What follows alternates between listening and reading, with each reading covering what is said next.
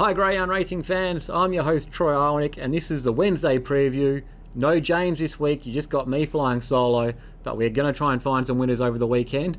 Firstly though, let's talk about last Saturday night. What an incredible Perth Cup Carnival it was. If you weren't here, you missed out an incredible atmosphere, great crowd, great racing on the track, and the locals took the money home. West Don Booney got it done in the Group 1 Galaxy, and Uncle Tommy, too smart off the pink box for the Withers team, got it done in the Group 1 Perth Cup.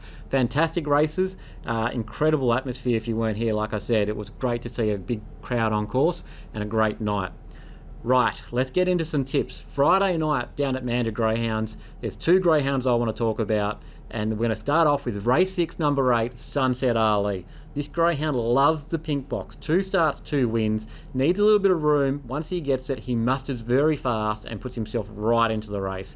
I think he gets a perfect run from the pink box in this race. Obviously the Good Friday Cup heats we're talking about, and I think from that draw, he's going to be very tough to beat. Can run low 22s easy once he gets a clean run, and I think he gets the job done. So race 6, number 8, Sunset Ali. Now, let's move on to race 7. Number 4, we've all been waiting for this. Sunset Fraser from the Hobby Camp, 4th in the Perth Cup on Saturday night, steps down to the 400 metres now. We saw what this greyhound was doing to the back section on the 500 metre trips, running incredible times. Now, 400 metres should be no problem for him at all in that sense. He gets a straight run early, he draws 4, got a vacant box outside, a little bit of room around him. I think he's just going to be too smart. It's more a question of how quick is he going to go and what's he going to do? How impressive is this going to be to watch?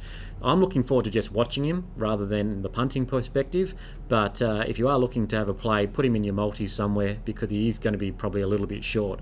But very exciting to see what this greyhound can do. We know his unbelievable pace and he's spectacular to watch. So keep all eyes on race 7, number 4, Sunset Fraser on Friday night. Now we're going to watch the replay of the Galaxy from Saturday night, and I want you to keep your eye on 2 greyhounds here. Box 3, Jelly Manali, Box 7, Savick. We'll see Jelly Manali from 3, drops out low at the end, and is happy just to coast at the back. Savick cops a few bumps and works himself into the race later on.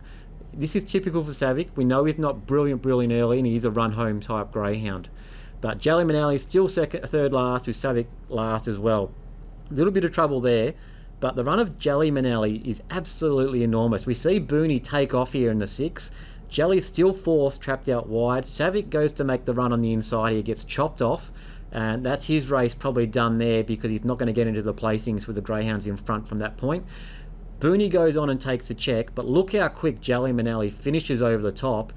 Half a length probably separates first to second. Huge run considering Jelly Manali was almost last at one point. I think Jelly Manali comes into this race on Saturday night. Race 4, box 4, small field, similar greyhounds that were in the Galaxy heats, and looks just too good to me. This greyhound's had 2 starts over the 700. Both have been unbelievably impressive, and I think in this race it's going to get the job done.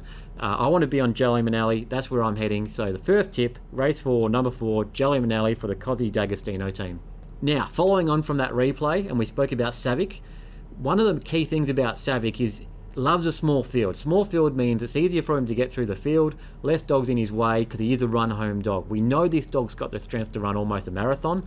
He hits the line very powerfully. Box 2, race 7, 6-dog field, perfect environment for him. I think he gets the job done. Chloe Ant does have the 8, and we did see Chloe Ant hit the front at one stage in the Galaxy final, and we do know that Chloe Ant ran the quickest heat run in the Galaxy heats. But I think this greyhound's going to be too strong for this field. So for my liking, race 7, number 2, Savick. I think the form out of the Galaxy is going to hold up very well in these races. And I think those 2 greyhounds are where I want to be. Now, let's turn our attention to tonight's card down here at Greyhounds WA Cannington. I'm going to go to race 3, number 2, a greyhound called Curo from the Christine Robertson team. This greyhound ran 2nd in a quali behind Bezecchi, the Paul Stewart greyhound, which was very impressive in the quali and very impressive winning its maiden last week. I think Curo's form from that quali comes into this very well, and I think it's going to be very tough to beat. It does need a little bit of luck early. It's not the most brilliant early, but I think with a clean run, it can put itself right into this race. So race 3, number 2, Curo.